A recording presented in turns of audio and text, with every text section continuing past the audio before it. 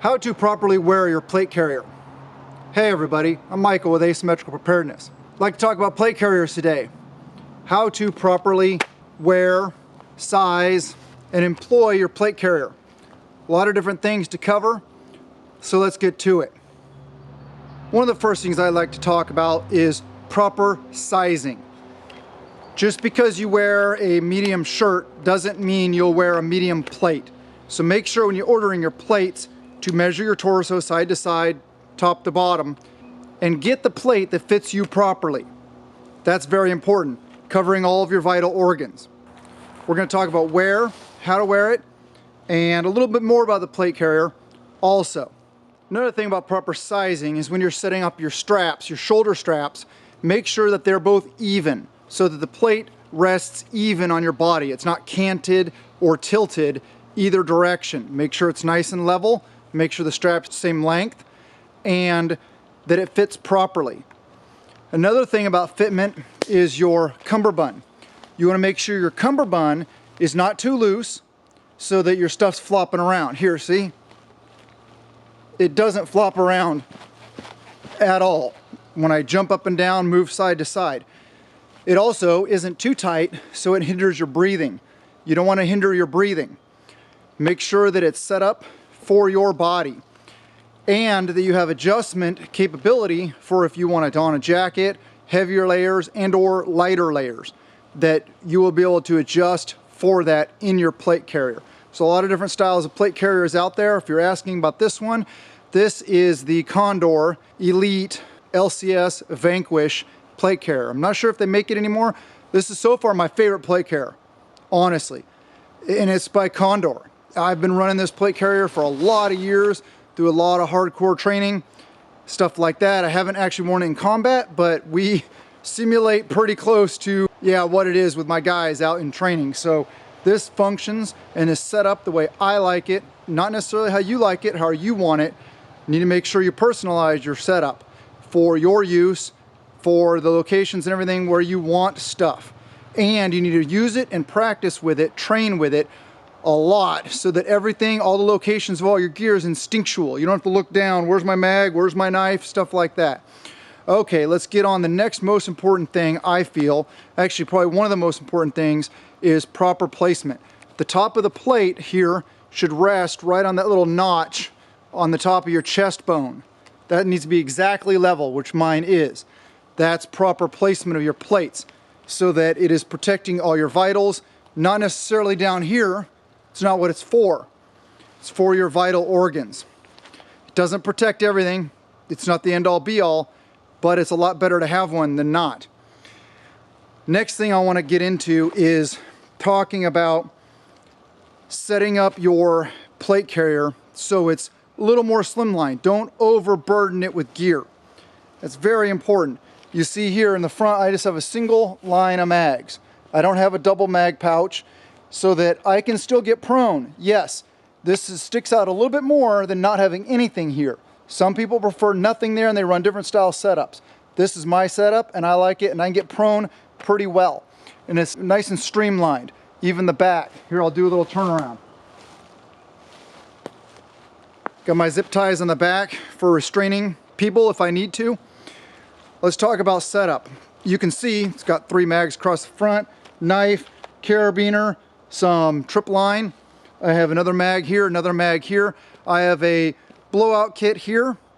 I wear my full IFAK on my war belt, but this is a little additional blowout kit. I have a pouch for comms on the back, ballistic helmet, but that's not what we're talking about. 2 secondary mags and a little thing of pepper spray so that I have a non-lethal option, as well as spraying into my tracks to mess up the dogs' noses if we're being tracked by dogs. Can be very effective if utilized properly. Keeping it slim and not having anything get in the way of anything else is very important. Snag hazards are also very important. You don't want to make sure where you run your cables, say your hydration bladder tube, your comms, all this stuff, make sure it's routed properly where it's all confined inside your plate carrier or right on the edge so that it doesn't snag your wires, your tubes, stuff like that don't snag on things, as well as your mag pouches, etc. And another thing that's very important is if you're carrying a secondary, which I highly recommend carrying a secondary, the side, I'm right-handed, so the side where my secondary is nice and smooth, nice and clean. That's why my IFAK is over here. That's why a lot of other stuff's over here. Nice and smooth, nice and clean, so that I can draw my secondary and employ without impeding my draw. You don't want to impede your draw. If you need to go to your secondary, things are really bad, first off. So you want to make sure you can get to that quickly and efficiently. Another thing about plate carriers is only carry on them what you actually need for a fighting load. This is not your sustainment load. Now this plate carrier, I have clips on the back, on the shoulders here, where I can clip my patrol pack to it.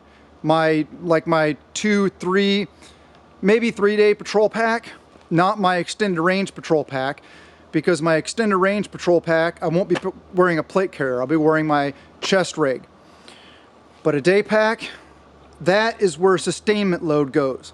This, the plate carrier itself, is fighting load, so that if I'm wearing my pack, I can reach up and unclip it down here, and just drop it on the side of the trail, wherever we have a layup position, before we need to go do the things, if we're ever called to go do the things. Now I know this is all hypothetical, hopefully we'll never have to use any of this gear in real life. But the fact is, the better we train with it, the more our gear is set up properly, the more effective we'll be.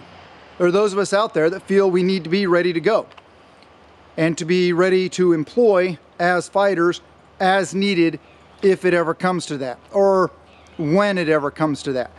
More mags?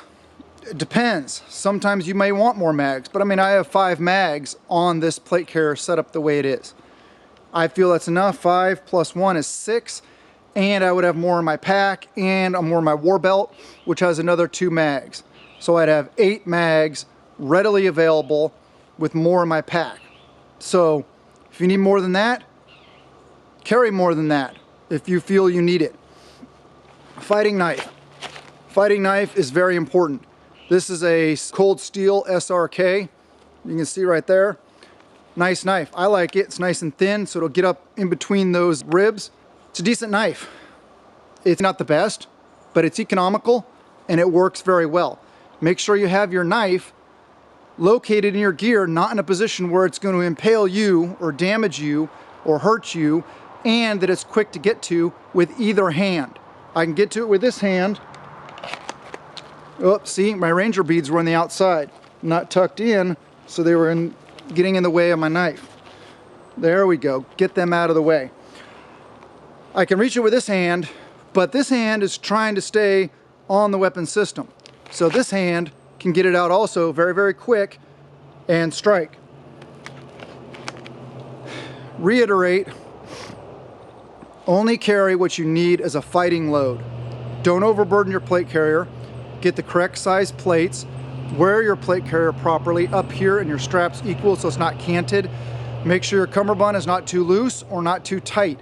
It needs to be snug to help not just the weight on your shoulders, but mainly so your gear doesn't flop around. You don't want flopping around gear. And make sure your stuff is clean of snag hazards. Make sure that it's nice and slim so you can go prone if you so desire. If you want to run a bunch of mags out there, then go for it. It's your life, not mine. Getting prone is very important. Anybody that's been on a 2-way range knows that you're going to get prone. You're going to end up on the ground, in the dirt, doing the things. So that's very important. I hope you guys enjoyed the video. This is, like I said, my setup. It isn't the end-all be-all. There may be things you don't like about it, but that's okay. This is my setup through years and years of experience in the military, 20 years in the military, and my 15 plus years of training as a civilian, contract work, etc. So this is what I've found that works for me. I feel that it's a pretty decent setup that you might want to mimic or set your stuff up similarly, but it all comes down to user preference. Love you guys. Have a wonderful day, and blessings to you and yours.